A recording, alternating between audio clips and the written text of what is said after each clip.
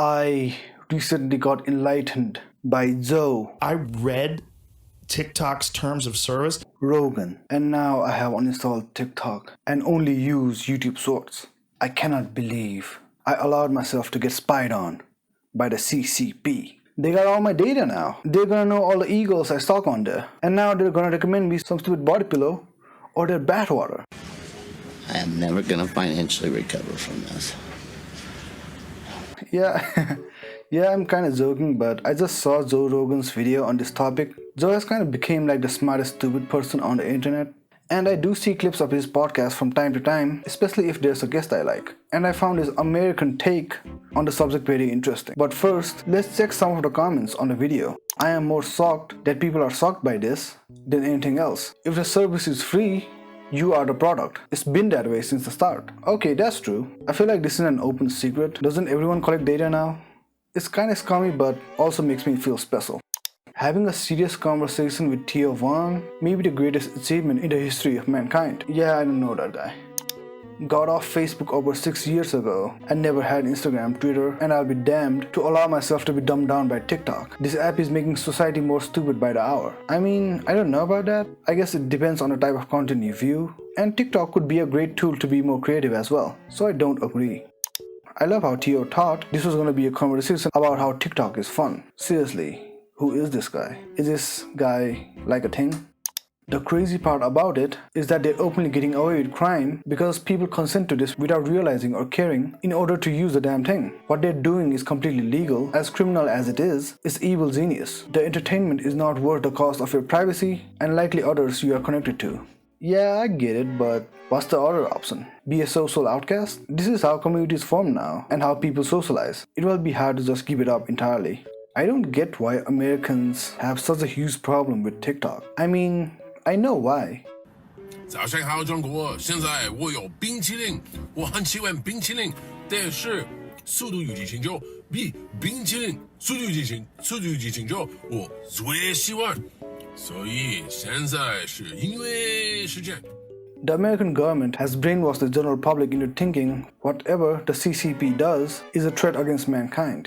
I feel it's also kind of like an ego thing. Like America is always the top dog, but now as China is threatening their position, they just can't handle it. And you can also see that America has peddled misinformation against a lot of countries for certain geopolitical advantage, weaken their trade, or lessen their influence. Whatever, right? Every country in America's position would probably do the same. And yeah, the CCP is bad, but is it really any worse than other governments? Every country's government will act in their own interest. It isn't like shocking. The worst thing about the CCP is the censorship of their citizens and that tank thing that never happened.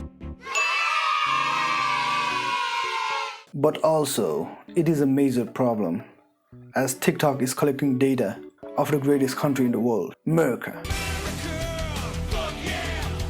And that's pretty much war crime. Look, I'm not supporting China, but tech companies collecting data isn't anything new. Joe Rogan was like, TikTok collects all our data and sends it to the CCP, and now they'll know everything about us, blackmail us, or censor us, or something like that. Joe, did you know that a lot of American tech companies will happily sell all your data for a price to whoever? John Oliver even made a fun video all about it. Check it out. And maybe China could do that, who knows? Politics is crazy, and the fragile egos of men in power have no boundaries. But it also makes sense that China won't do that, because America is their main trade partner. What TikTok actually wants to do with your data is give you targeted ads. USA is a weird country, man. The same place where their own government tracks almost everything they do online through the NSA, complains that their data is being stolen by a stupid app where people post cringy dances. The conversation shouldn't be TikTok is stealing our data and giving it to the CCP, but that tech companies steal our data all the time and use it however they want. Of course, all the other tech companies are silent in this matter or have bribed the media to not talk about them as much. Our data online is very valuable to tech companies, as that's how they can make specific ads for every user. That's how they compel advertisers to pay more for advertising in their platforms, as targeted ads generate maximum profits. And this system is fine. It's a capitalistic society, and that's just how the world is now. But what we don't know is how our data could be used against us. And the idea that our data on social platforms is ours is not something tech companies want you to know. The laws in this situation are always changing, and the EU is a good example of regulating these companies. But tech companies will always try to lobby against the idea, and I feel like that's what should be talked about. I don't know if there will ever be reforms, to be honest. I can't imagine a world where you have to pay $5.99 a month to use Instagram. But what I do know is that the commercialization of our data should be more regulated, not just let data brokers sell our data to whoever has money. And my advice to you, if you're scared to use any social platforms now, is don't worry about it too much. The main purpose of collecting your data is to get money from you.